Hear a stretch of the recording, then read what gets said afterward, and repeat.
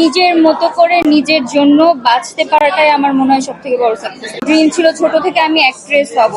এই যে আপনাকে এত এত মানুষ ভালোবাসে, ভালোবাসা পাওয়ার ফিলিংসটা আসলে কেমন?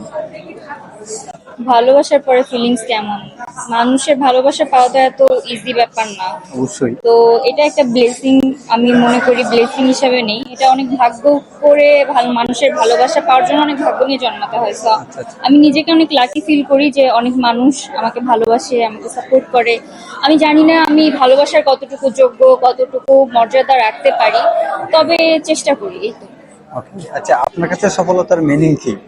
সফলতার কোনো মিনিং নেই, মানে সফলতার যেরকম কোনো শেষ নেই, সফলতার কোনো মিনিং নেই।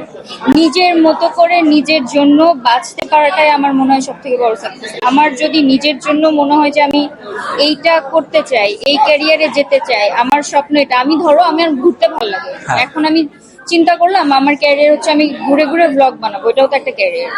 আবার ধরো আমার ড্রিম ছিল ছোট থেকে আমি অ্যাক্ট্রেস হব, এই যে এটা আমার ড্রিম পূরণ হচ্ছে, আমার কাছে এটাই সাকসেস। আবার আমার কাছে সাকসেসের মানে এই জিনিসটা কি, এরপরে কি আমার আর কোনো ড্রিম তৈরি হবে না? অবশ্যই, অবশ্যই। মানে ধরো লাইফে, মানুষের লাইফে ডিজায়ার, এই ডিজায়ার কখনো শেষ হয় না। সুতরাং সাকসেসের এক্সাক্ট মিনিং আমি বলতে পারবো না।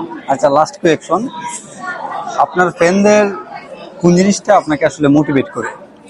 আমার ফ্যানরা, মানে এটা আমি বলি যে সাথীজ আর্মি, মানে এত বেশি সাপোর্টিভ, আমাকে যে কোনো সিচুয়েশনে ওরা মানে ব্লাইন্ডলি সাপোর্ট করে।